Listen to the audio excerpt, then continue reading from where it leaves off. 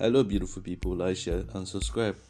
So the other day, Shetima came out to say that Nigerians should start singing praises to their country. That if you curse your nation, that your nation will wither away. That's just basically what he was trying to say. But I want to tell him that talk is trash. You know, these are our Nigerian leaders. They like blackmailing many of us. You understand? And many of you accept it, and that's why they keep on, messianing every time. Now the question is, what has APC and APC government done for Nigerians apart from to kill Nigerians, kill more than 60 something thousand plus, only under Buhari, 60 something thousand, both the ones they mentioned, the ones they didn't mention, sink more than half of your population into poverty. Now you're saying people should not curse the country. The people that were praying for it under Buhari, why didn't the country improve? Now let me tell you why Nigeria is a useless country. You see this incident that happened in Jos, where a building collapsed and students were writing exam. I think last count I read it killed more than 16 people. Now this morning they are saying there's a building collapse in Kubwa.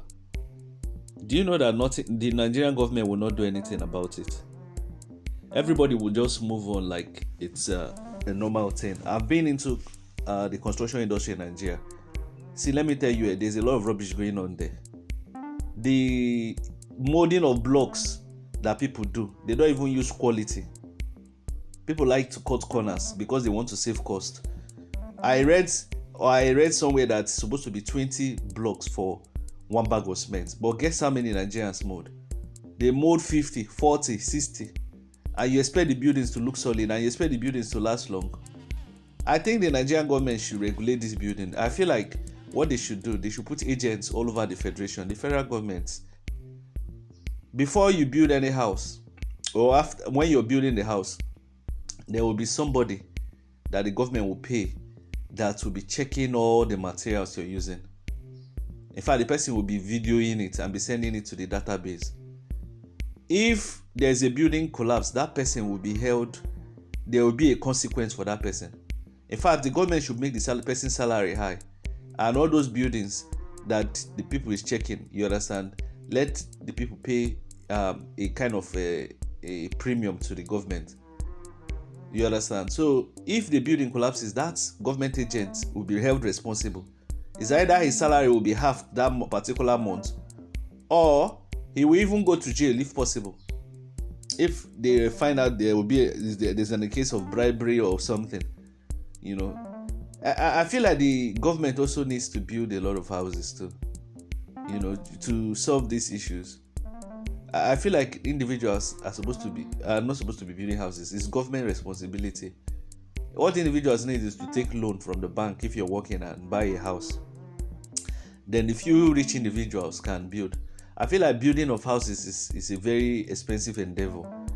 That's why you go all over Nigeria, you see substandard houses everywhere. The house that we built, after 2 years, when I saw the house looks like a house that have been built since Mongo Park time, because there's no quality in everything they do in Nigeria.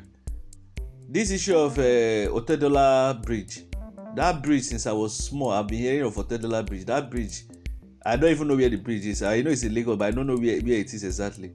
It has been killing people. Trailer will fall, truck will fall. The government has never done anything about it. This issue of herdsmen, since I was born, the government have not done anything about it. Electricity, since I was born, nothing has changed.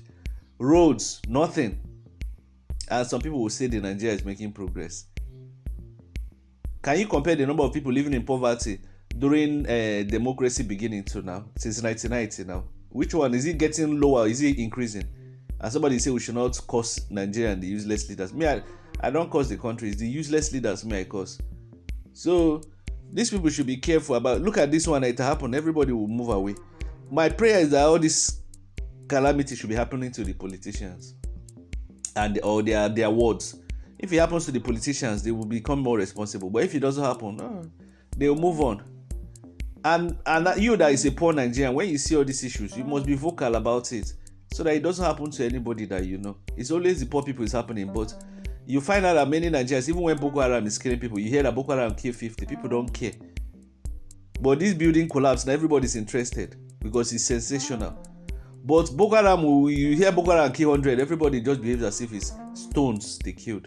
It has happened many times. Boko Haram has killed 100 people, 50 people, 80 people, 70 people. So you should be worried too. So Nigeria is a very useless, I don't even know. The Nigerian politicians are almost 98% of them are useless. That's why when I see people celebrating this local government autonomy, I laugh. You're just getting more people to if you will see them, don't worry, you will see local government. Is it not Nigeria that will know? You can predict the future from the past.